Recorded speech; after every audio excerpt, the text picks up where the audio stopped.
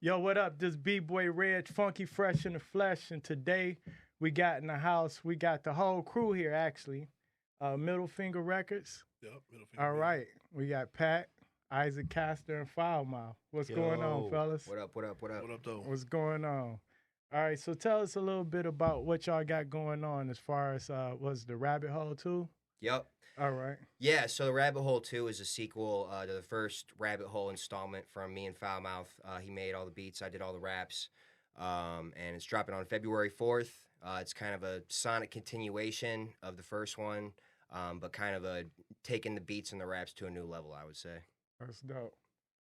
What's going on with you, Foulmouth? I heard some of your beats on Shady 45. Somebody was freestyling over them. Probably recently. There's been a lot of different people been rapping over them. Okay. Who rapped over those joints? Crime Apple? Rashid Chappelle. Rashid Chappelle. Yeah. Hold on, let me make sure I'm saying everybody Passport right. Gift. Yep. Okay. And Elder Sensei. David Bars. Yep. Okay. Elder Sensei. That's dope. Elder Sensei. That's dope. All right. So just give us a little bit of background history about you guys. So Isaac, you used to be what, Game Boy? Yeah. Yeah, I started my rap career off in middle school under the rap name Game Boy. And I changed it to my real name, like right at the end of high school, to Isaac Castor. Okay. Yeah, I don't know. There were a few different things. I guess like a couple people I had in my corner were telling me like, if you were to blow up, you would definitely get into a legal dispute with Nintendo. Like that's just not gonna fly. And then the other part was that was the main thing. I'll just leave it at that. Yeah. You ain't want Mario and Luigi getting in your Right, yeah. No, they That's got dope. lawyers I can't Right. compete with. That's dope. So you actually was opening up for Mac Miller. Yeah, in the that was day. my first like real bar venue gig, was opening up for Mac Miller. Okay. Really got thrown into the fire in that regard. It was a sold out show. Right. And it was like a huge blizzard that night. And so his tour bus was like an hour and a half, 2 hours late. Wow. And so I had like a 20-minute set, but then they were like, yo, you need to get back up there and like do some more stuff, because they're like dying to see Mac Miller and he's not going to be here for a while. And like, this is my first show ever. I'm 15, and like, it was just a lot for me to take in at once. And yeah, it was not a good show. Anybody that went to go see Mac Miller at the Blind Pig in 2010, sorry if you saw me, but Bro, did you have to go back? So you went back out there then? You were like, hey, Yeah. guys, I'm back. like, I don't freestyle. I don't have any extra beats. Right. This is like, I think I probably brought my beats on a CD that day. Like, that's how like Damn. unexperienced it 2010, still yeah. was. Right. Yep. Well, that was part of the game still then. Bringing Yeah. CDs. I mean, obviously, like the people who were more on point had their flash drives, Right. but still, Yeah. CDs made sense still back then. How many songs did you have? Probably 4 or 5.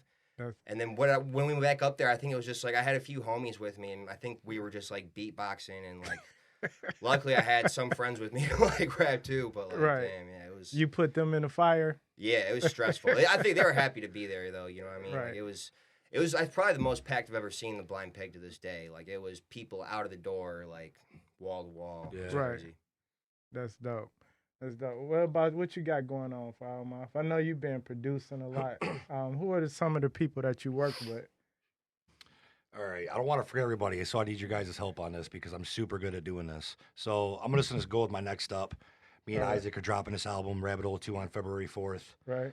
Late April, we're going to drop Rhinestone Limousine. That's my next beat tape, instrumental album. I actually hate saying beat tape, but I always refer to it as beat tape All right. because it's an album.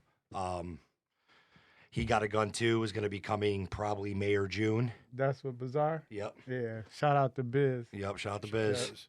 And I'm working with an artist. Her name's Skyra. She's a hell of a singer. We got an album. It's called Speak of the Devil. Okay. We're going to be dropping it at the end of the summer. R&B? No. I don't know We what don't to even call What it. to know call what it? It's just good music? Yeah, I feel good about it. Okay. It's its own thing. Okay. It's definitely its own Definitely. thing. It's not hip hop beats. or Yeah, it's hip hop production? beats and But- it's different stuff. It's Okay. stuff that's obviously Right. me, and then it's stuff where you're like, he did that. Okay. That's dope. That's dope. So yeah, I feel pretty good about that. My man Kane, our second album is almost done. Okay. Work on an album with Dango Forlane. Yeah. There's a lot. All right. Anything I'm missing that sound about right? I usually miss Coming up. stuff every time. Yeah. So in the past, you worked with. So you mentioned Bizarre, Bang Belushi. Bang Belushi. Right. Yep, we got two. Who else? You Fat Father. Fat Father. Okay. Help me out here, guys. All right. Guilty Simpson. Guilty Simpson. Well, full on albums, I'm Oh. guessing, right? Right. Albums. Aztec. Aztec. Right. Well, there's so much more, bro. Camp. Bizarre and Gordy. We did the Lars shit. Okay. Who else? There's way more. Yeah, Bully like Camp. 2012. Yeah. Yeah, it's like 22. Hold on. I'm trying to put everything into perspective. My man Extra Overdose from New York. All right. I'm missing Who all else kinds of shit right now. outside of the Detroit area that you can think of? There's tons of features. Okay. Cool Keith. Yep. Cool Cool Keith. Keith. Right. Nems. Joel Ortiz.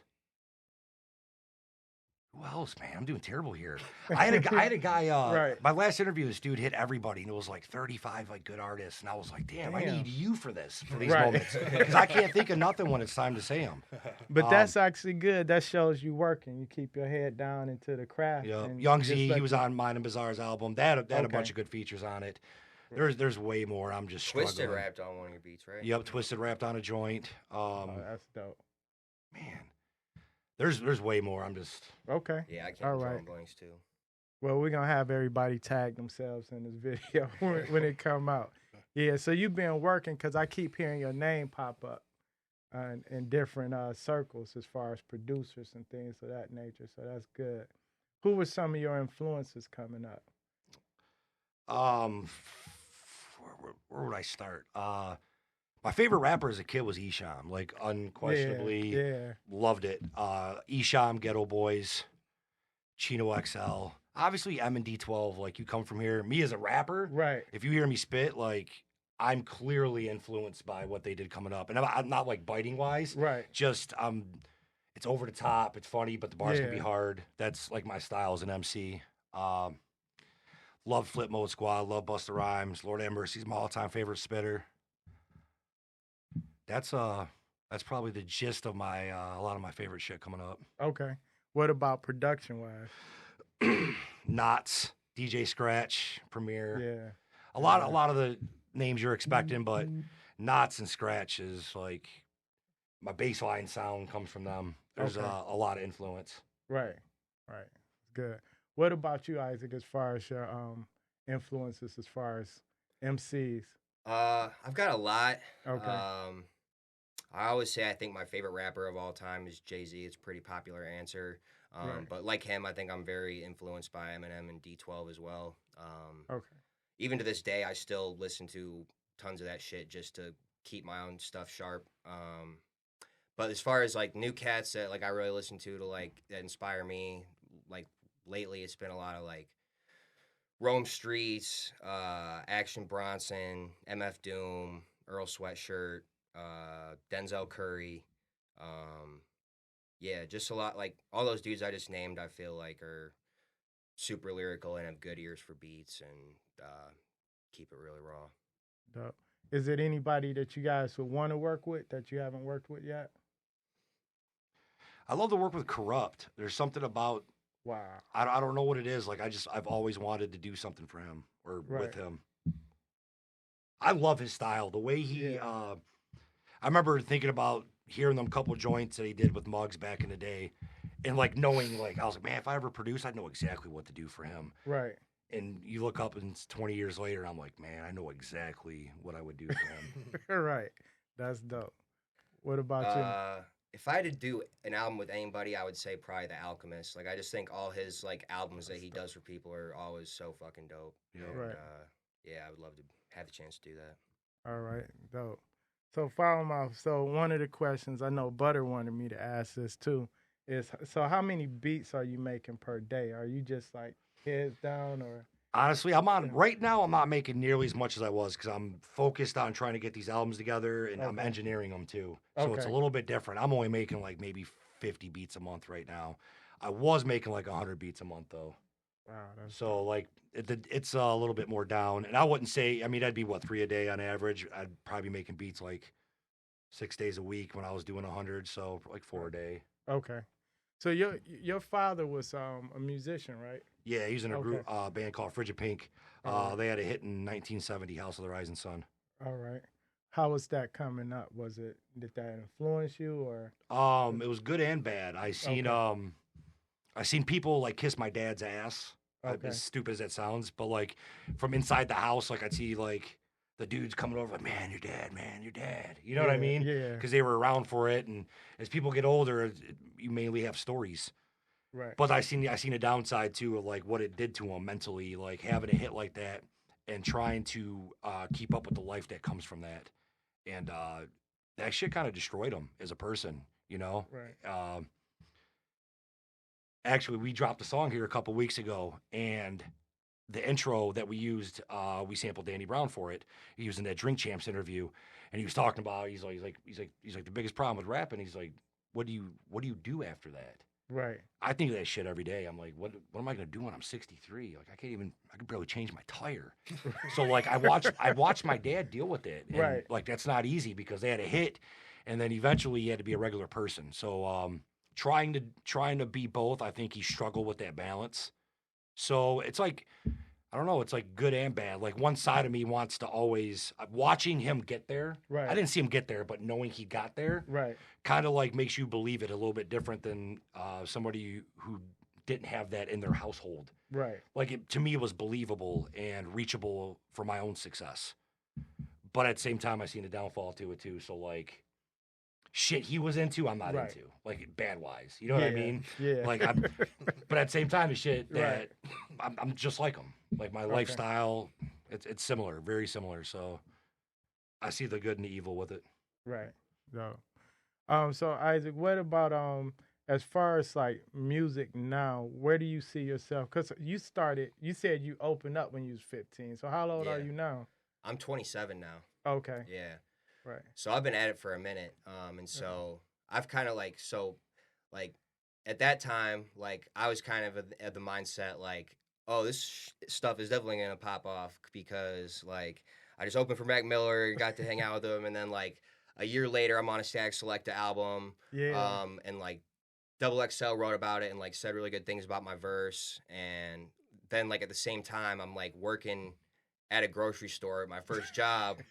Like just trying to Right. balance this in my head, like who am I really, you know what I mean? And so like then I went to college for 4 years. I went to Western Michigan, and this whole time I've been making music. I never quit or anything, but it's just it's been kind of staying in place almost. But then moving to Detroit, 2018, 2019. Right. Because you're originally from where? Illinois, right? Ann Arbor, actually. Ann I Arbor. lived in Illinois for a bit. Okay. My whole family is basically from Indiana.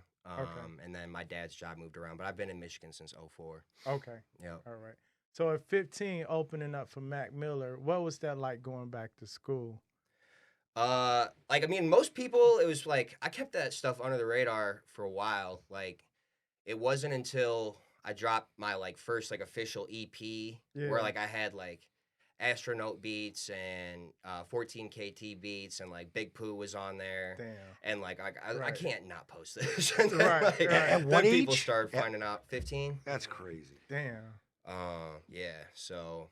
And then, I don't know, it became normal for, like, people get used to it. Like, Right. people see you're not on TRL and, like, you're still going to class and stuff. And, like, you know what I mean? So, it was never a huge thing, but I definitely had people probably treat me better than they would have if I didn't make music, so. All right. That's dope. Yeah, so let's talk about the business side of it and the music label, right? And we want to talk to Pat about this. So what are you guys doing as far as like getting the music out there, promotion wise? I mean, basically, you know, when the music's done, I take it, you know, do the press releases, Right. send it out to all the blogs myself, All right. send it out to all the DJs myself, and then, you know, come up with the marketing plan. Okay. Do like the Facebook and Instagram ads, targeting your audience, you know, all the basic stuff. You know what I mean? And just try to create as much content as we can. You know what I mean? Because nowadays with the attention span and, you know, what was it, 100,000 songs getting uploaded every week and shit, you gotta be consistent with the content because, you know, people forget about you just like that. You know what I mean? Right. So it's definitely a lot different than when it used to be when we came up. You know what I mean? Right. But you know, you got to adapt to the times and the technology. You know, and you learn something new every day. I mean, I far from have it figured out, obviously. You know what I mean? But I learn something new every day, man. It's wild. Yeah, So, that's dope. Any what other artists are on the label? so when we started out, we were a collective. Okay. And then we actually just turned it into a legit label, got the LLC Right. and all that. So basically everything from now on that Foulmouth strictly produces, Okay. whether it's a full album with somebody or an EP or an instrumental album, will be coming out on Middle Finger Music. Sweet. Yep. Y'all like Cold Chillin' and Marley Marl out in the Yep. Yep. That's sweet. That's all we try to do, man, is just try to make good music, And music keep that it we want to in-house. make, and just put it out, you know? Yeah. So, like I'm looking here, you guys got cassette tapes and you got the CDs, and we talked about the social media platforms, and of course we got Spotify and everything nowadays. How important is it to still have physical copies of everything? I think it's real important, you know, I mean, because, you know, these streaming sites are getting 0.003 of a penny, you know what I mean? Right. And, you know, you get the hookup on CDs and you go to Yeah. a show, you can sell 200-300 CDs, and that's a good night, you know what I Yeah. mean? That makes up for a lot of stuff, you know, and plus, too, now with the resurgence of vinyl, you know, I've always been a vinyl collector my whole life, and I love getting all this new shit on vinyl, you know what I Yeah. mean? But the only thing with that is now it's like a 30-month wait, Right. because all these major labels are, you know, Yeah, getting 10 million Beyonce copies. and all them, Yup, yeah, yup. getting vinyl again. So, but you got to have something though, man. Merch is a real big part of the game, Okay. especially if you're trying to make money. You know what I Right. mean? Because that's where you get your money. At a show, you know, have all different kinds of merch, and you build that loyal fan base, man. You'll have a lot of good nights. You know what I mean? It's the one way you have power. Yep. Yep. So controlling your own merchandise and everything. Yep. You guys got some shows. You got the album release party you got coming up, and what's the date on that again? February 4th, Okay. Saturday. Yeah, that's my birthday, so I'll be there. Oh, Dope. That's dope. dope. I'm gonna Appreciate celebrate. I'll probably get drunk with you guys. if Hell y'all yeah. get drunk. Bye-bye. Oh, you said hell yeah. I say I don't drink, but the way these shows keep going, I'll probably get drunk with you too. That's the because only time I drink, really. I don't drink, like, at home, or I People barely feed go to them the to me. bar, but, like, it's just more fun to be up on... I mean, you got to keep it a little bit, like, straight when you're up on stage, but... Yeah. It's because we keep running into people at release parties, and they're celebrating. They're like, cheers. You know, Yeah. everything's a cheers moment, because it's like, you know, for us, release party is like a birthday. Yeah. So when I see these people, they're all like, every 2 minutes I'm getting fed a drink, and I'm not much of a drinker, Right. but I'm like, fuck it, let's have fun. It's, you know, it's a Yeah. celebration. So the one time you'll catch me out having a good time during a release. So Yeah. there's a legit chance Right. I'll have a good 10 drinks in me for that night. Yeah. That's So I keep hearing Foulmouth, but I keep hearing Black and Mild. What's the story with Black and Mild? Those are my friends. I smoke several a day. Yeah. They're surrounded by, I surround Right. myself with them. I've got lots of boxes of Black and Mild, lots of Right. Black and Milds in the ashtrays, Yep. upstairs, downstairs, in my Yep. bedroom, in my pocket. We don't. In my pocket right now. We there's don't still condone 2 packs in the smoking though. car. Don't start smoking, kids. Right. I just basically I got like OCD with like the little things I'm addicted to, like drinking energy drinks. Like I gotta make myself cut down on them. Like I'll be drinking 3 a day and be like, shit, what are you doing? Yeah. Same thing with Black and Milds. I smoke 2 packs a day. It's incredibly too much. And, Right. but they're my buddies, so I keep them with me at all times. And Part of your brand, like, Yeah. it's in the Yeah. logo. even if 'Cause I quit, I'll just keep a pack on me, I guess. Because I seen some video footage of you producing, and you had the Black and Mild. But when I talked to a few artists, you know, me and Bizarre talked probably about a month ago. It was like, yeah, Foulmouth be making beats, and he got the Black and Mild be going. So a few people Yeah, was it's like, always and going. I'm like, man, the Black and Mild. I smoke that's like a dope. normal person when I'm not down there, but when I'm down Yeah. there, I smoke nonstop. Yeah. I Yeah. can't. It's like once the music starts going, I can't get it out of my mouth. Pause. I just keep smoking. Pause. Pat, you got to get a sponsorship from Black and Mild. Yeah. And No, do an album. Y'all hear that? We gonna do I- a Black even- and Mild. Even if I was a project. bum, I Right. would deserve that sponsorship with how much money I give that company. Yeah, for You know what I mean? 2 packs a day. They're getting what is that? That's $12, 84, 6. That's they're getting $336 a month from me, man. So at the Man, end he of the counted it end of the to year, penny. that's $4,000. Yep. So these last 4 years, I've given them $16,000. I'm worth it. I'm worth an investment at this point because Right. I've already put 16,000 in their pockets. And they're probably dying for a celebrity endorsement because who else is gonna do that shit? Like I can't think of a celebrity off the top of my head. Maybe like fucking, I don't know. Like, I'm trying to think of, It ain't too many people. Yeah. Just tell It ain't Middleton, too, man. It ain't Come too get many me. celebrities that'll do it. I know some dudes that wear black Air Force Ones that'll support them. Right. So yeah, that's dope. They got my support. I'm in. I'm all the way in. Yeah. So Isaac, so tell us a little bit about so you got this project coming out, and then are you working with any other producers, or is it just strictly in house at this time? So my last 2 albums are the one that's coming out with Foulmouth. He did all the beats, and as well Right. as my last album. Okay. But the next one, I'll probably try to get a handful of producers Okay. on that project because I got a lot of homies that I need to work with that I just haven't jumped on any of their production for any of my own stuff yet. I know that it's definitely going to include like some of the homies like Blizzard, Hero, Chains, dudes like that. So I got tons of people that it's just overwhelming to think about, like, you know, where everything fits in and like, you know what I mean? 'Cause that's the main thing is just like what beats sound good together. And like, I guess that's kind of why I often like to do the one producer at a time thing is because it's just Cohesive. it fits all together. Right. That's dope. So Pat, tell us a little bit about as far as like what direction do you guys want to take this? Are you signing any more artists? Are you looking for more talent? Honestly, as far as like our music goes, no. Right. We just kind of go with the flow and Okay. whoever he ends up working with, or and it's gonna get to the point too. After we drop these next few albums, we're gonna go into like instrumental stuff for a minute Okay. and do that. But as far as like talent goes, you know, I write for DetroitRap.com, so Yeah.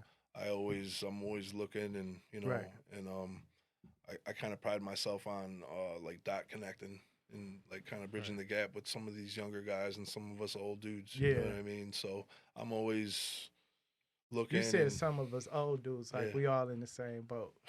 I'm not old. I'm not old. Yeah, I'm 43, man. I feel old. Yeah, I'm just, I'm you know, old. I mean, I've been doing this since 2000, man. Yeah. You know what I mean? So it's been a long time, and I feel old. You know what I mean? So, Yeah. but I just, you know, like I said, you know, I grew up watching Proof do that with everybody. Yep. You know what I mean? So I just felt like I've always been that way. You know what I mean? And I just feel like I need to continue to do it. You know? That's dope. That's dope.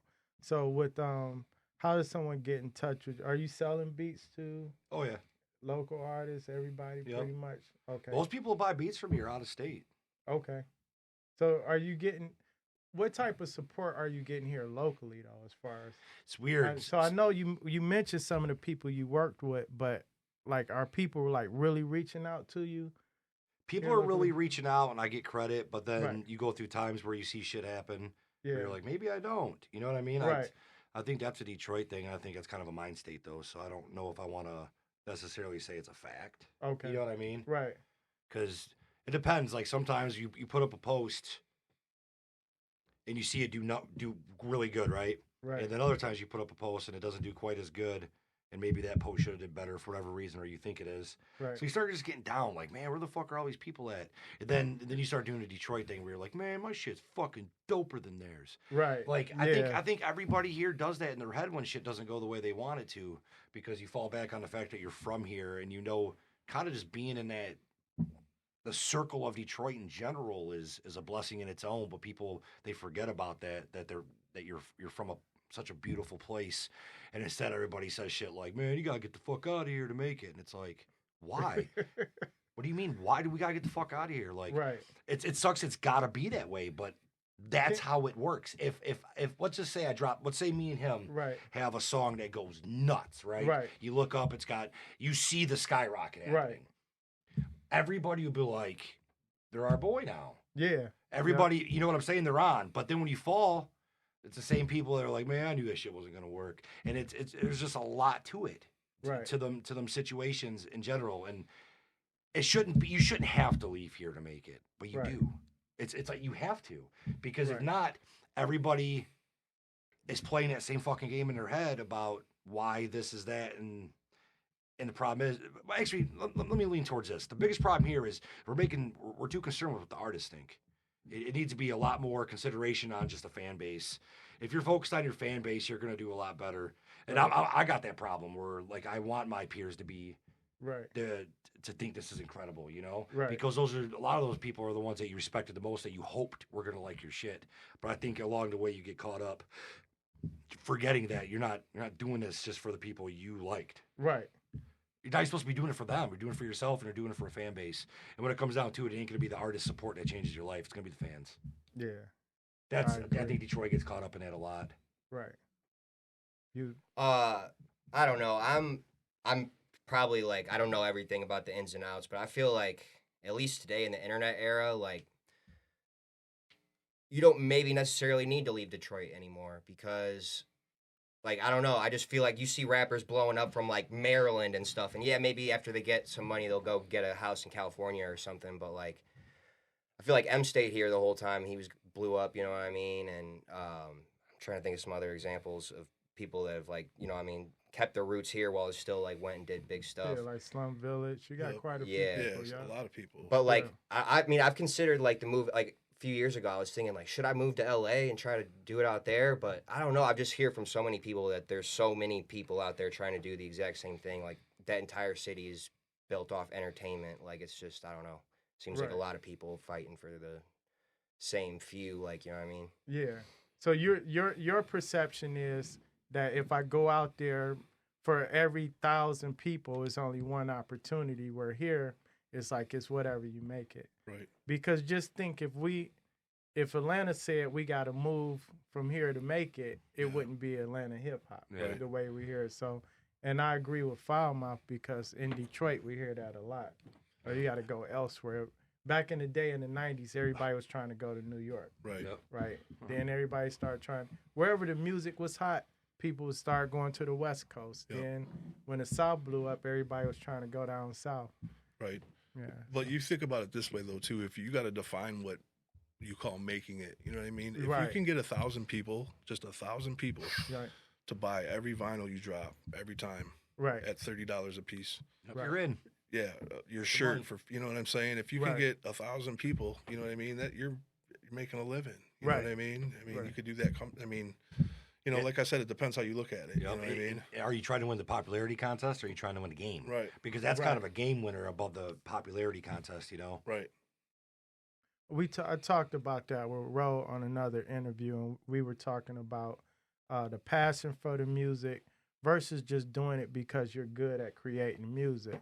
So a lot of times people are chasing the celebrity part of it and wanting to be a superstar versus really getting to making a good living and having fun, enjoying the music and that type of thing. And you talked earlier about like with your dad and what you're going to do when you're 63 and that type of thing. Yeah. Do you see yourself still producing at 63? I don't see myself doing anything else. Okay. I don't. Right. I don't think that, however it is that I go in this world and my last days end, I think that whenever it is, I will still be doing basically the exact same shit I'm doing right now. But less black and mild. Right. Well, yeah, hopefully.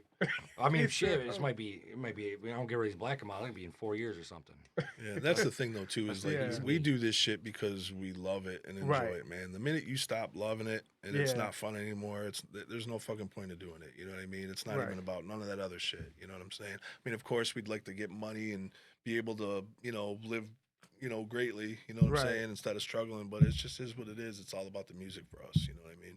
That's dope. So what are your plans for the future as far as, do you see yourself rapping at 45? Yeah, most likely. I mean, Right.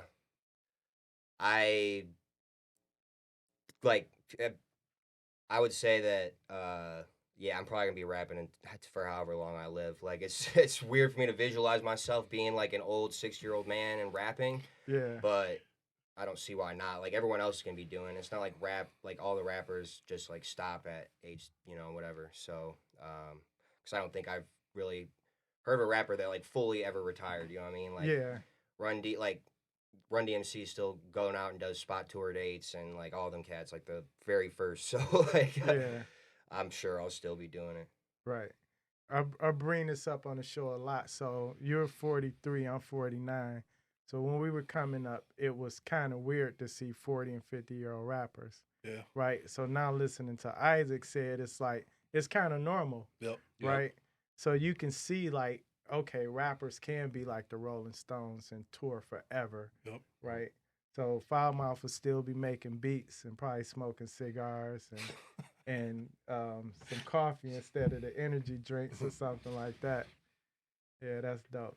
So what any advice for up and coming artists that's coming up in the game as far as production for producers or MCs? For producers, keep switching your styles up, man. Don't be scared to grow. Like me and Pat had this talk last night where I told myself, like, I keep making the same fucking beat over and over. Right. I was like, I need to take a few days off. I don't think I've taken days off in like 8 years. And one side of me is like, you don't got time for it. The other side wants to take a month off and do something to like reset. You know what I mean? Right. And come back and do some different shit. I just feel like my sound, it just starts feeling repetitive. You start making certain types of beats over and over, or tempos and shit. Like I need like I don't know. I see something new, something different, just to spark the shit. I think that everybody should always stay that way, especially producers, MCs, and singers too. Same shit, man. You need to always reset and know that. How am I trying to put this? Like you have your own sound. It's gonna be your own sound that moves you forward. If you're gonna be different, just be willing to always grow from it, so that that sound always changes, and the original you always comes out, because it's easy to follow in line, follow in suit with the things that are going on around you. Right. So do you think your sound is like, so what's coming out? Let's say next month you're producing. Do you think the sound that's coming out is based around the things that's going on in your life? I think a lot of them are based off the artist. My bad to interrupt you. A lot of them is based off the artist I'm working with. Okay. But I've been working with so many people for these last, like, especially since we put together the middle finger shit. I need like a new starting point to like try to grow. Right. Where I'm not basing anything off who I'm working with. Because Pat, how often do you come over and I'm like, bro, I think blah blah blah is good on this. He's good on. I need to not have that for a little bit and just it be about what I feel like doing and nothing else. Right. So for me right now, that's my reach. That's where I'm trying to get to recharge. Right. And I plan on being there over the next few weeks. I'm finishing up a lot of projects, but I think everybody runs into that at some point where I don't want to like. I'm not trying to reinvent myself. I just want to make some shit that sounds nothing like what I've done. Right. And I want to happily do it. And I think that's, for me personally, that's my next step. So it's kind of like I'm basing the knowledge off myself and what I'm going through, just to remind people that you don't have to follow a lane. You can always create it. You know? Right. It's. Are you getting are artists coming to you and saying I want the Foulmouth sound all the time? Is that happening? And then sometimes they won't even be. Next guy will say the same thing, and we'll even be talking about the same sound that the other guy was. Right. And I'm like, all right, because I'll be making a lot of real slow, dirty shit right now. Right. But somebody else might be referring to the soul shit. Okay. So it all depends. Right. And even my trap shit, like my trap shit I think it was mainly horrorcore. I think I had a hard time accepting it was naturally that. But it was. Right. So I guess it really depends on who's asking. Okay. Do sometimes artists come to you and say, I heard this song, I want something exactly like that? Yeah, I hate that. Yeah. Like, why would you want to sound the exact same? Right. That doesn't really make a lot of sense to me. Now, if they tell me that's the type of shit they're into, I get it, because maybe it could help me lean towards what they're doing. But when somebody wants something that's like something somebody else did, no. Right. How much? You know what I mean? Just be you. Do artists ever come to you like with a lot of input? Like they're like, I want to sample this, I want this sound, I want this voice, or I do have shit like that. Okay. Depending on what it is, if we're on the same page with what we both think is dope, right? Then I can see. Then maybe we can get the vision right. Right. That's what it comes down to. If somebody's like, "Yo, I'm fucking with this," and it's a sample, I'm not fucking with it. It's not my sound. It's not my style. Then maybe I'm not the one who should be making the beat, because it's you know what I mean. I'm not hearing it the same way you are. Right. Do you ever turn down artists because they're whack? Yeah. All the time. All the time. Oh, man. for real? Yeah, we could sell more beats if we wanted. Damn, I can't get a Foulmouth beat. God damn it. No, I you was just playing. you know it's your brand. It's It's a quality control. all money man. isn't Right. good money. And Right. I would like to say yes to every single person. And most of the time I don't have to do that. That's not like a Right. regular thing. Right. But I've had people that were that bad where it was like, wow. you know, I it's don't, not. You don't want to be associated with it. It's I that hate to bad. say it, like if you wanted to give me double or something for it, Yeah. but I don't really. That sucks to say something like that, but it's real, you know. Right. Like it's the facts. It's not good for me for you Right. to have it. It's not like a good thing. It's not a good situation. Right. So, yeah, if you're horrible Yeah. and you're good at being a fan, like I appreciate you being a fan, but chances are, if you know me, you are a fan. You know what I'm saying? Right. You're not. You didn't. I'm not like mainstream, so obviously you're listed underground hip hop, and some people need to just remember being a fan's awesome. Right. Just do that. So a major label come in, they got a new artist they want to promote, and they throw some money your way, some big six figures. And I'll the do whatever artist they whack. want because I'm not gonna. I'll make tap dancing music for you if that's what you're asking Right. for. Because at the end of the day, as soon as I'm done with that beat, Right. I'm gonna go get the nastiest fucking sample I can find. I'm Yeah. gonna be me. You're not changing that. I'll do that a couple times a year. I would love it. Yeah. I don't care how they sound. Go ahead and put it out. I don't care because you're not gonna change who I am in the music I'm Right. releasing. But I do feel I deserve that. When you put your heart and soul into the shit, you do feel you deserve those payoffs. So Right. I wouldn't care how it came because you couldn't get me to sell my soul if my life depended on it. If it's Exactly. one track, go ahead. I'm gonna make fucking 300 more in the next few months. I don't Right. care. You know? That's dope. Isaac, is there any producers? Have producers approached you and sent you beats, and you just like, nah, and they're like begging you to jump on it, or artists that's like, come get on this track with me, and you're like, nah. Yeah, that's tough. Like, I'll usually just like usually my excuse is like I've got enough beats right now. You know what I mean? Like I'm not really looking. That's what I usually say. And then as far as artists, like I'm kind of the same way with like I don't know. Unless you're just like really bad, we could probably negotiate a price. Like I don't know. I'm Right. not super. But at the same time, I prefer to work with like I mean, I think you're gonna get a better performance out of a feature from me if I like really feel what you're doing. You know what I mean? Right. So I don't know. All right, so this is the question I ask a lot of MCs. So someone asks you to drop a verse for their song. Do you prefer they send you the song with their verse on it already, or do it matter? I would prefer that, and that's usually what I do. I know some people are like weird about it because they don't want to get killed on their own song or whatever. Yeah, I kind of just want, like, I kind of want the other person to try to outdo me if they can. You know what I mean? Unless it's just like egregious and I just look terrible. But Yeah. like, I don't know. I'm pretty confident in my abilities to where, like, no matter how hard somebody's gonna go, like, I feel like I can still sit comfortably with them. right. So That's dope. Yeah. Sticking that's to just my that though, preference. when we do music and albums together and we're doing Right. posse tracks, we purposely don't let them hear each other Ever. ever. That's dope. And we tell them, Right. like, listen, you better get in there because he shit on that. You know what I Right. mean? And we usually get, a very good outcome from it. Yep. So Okay, so everybody's coming with their A game from the Mhm. beginning. They not Yep. sleeping. yep. Yeah, that's dope. Yo, this B-Boy Red, Funky Fresh in the Flesh. This our first ever rhyme cipher with Isaac Castor and Foulmouth.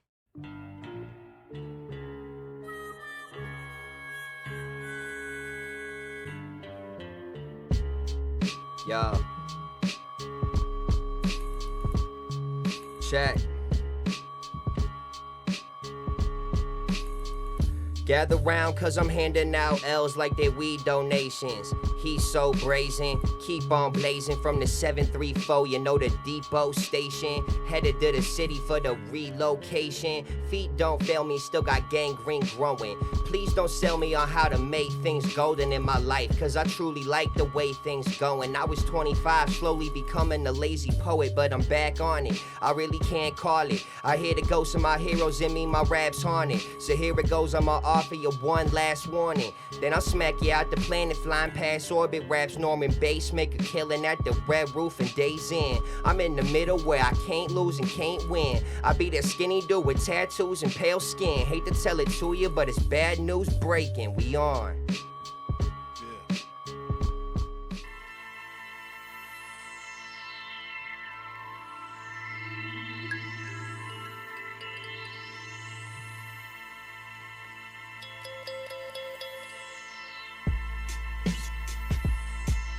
Yo.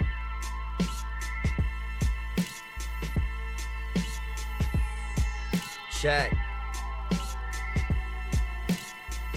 The rest fall back. Calling plays like Red back and taking off like a jet on the tarmac. Pete, y'all breeding liars like Geppetto, you're all whack. Your papa should've left your ass dead in his ball sack. I'm reppin' for the middle finger squad every time I sing a song. Step in the arena, dog. If you think you can swing with gods, I beat them all. I started kicking it primitive, then my speech evolved. Now I don't need resolve to be the boss. I'm cleaning off my switchblade. Evil cult leader, I'ma lead them off the cliff main and switch lanes at the last second. We the future, fuck the past and present. My brain scrambled like the embryos you have for breakfast. I rep the Motor City, homie, where they brandish weapons. And if you acting like a prick, they'll probably jack your necklace. You paid a rack for that shit and now it's a bad investment. Professor Castor, my class in session, settle down. So yeah, this B-Boy Reg checking out. Where can people get in touch with y'all at? IsaacCastor.net. That's ISAACCASTOR.net. That's my official website, but then I'm also on Twitter.com/IsaacCastor. My Instagram is Mr. Castor.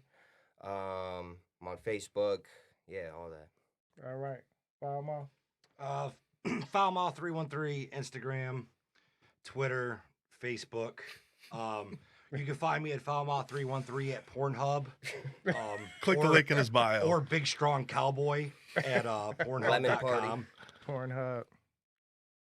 Yeah, Big Strong Cowboy at Pornhub.com. Not X-Hamster? Yeah, at X-Hamster. That's what's up. And Pat? Pat 313 or Pat _313 on all platforms. And Pat 313 Linktree. And he got an OnlyFans too. No. OnlyFans? No. No, that's mine. It's Big Strong Cowboy at OnlyFans.com. Does Dallas.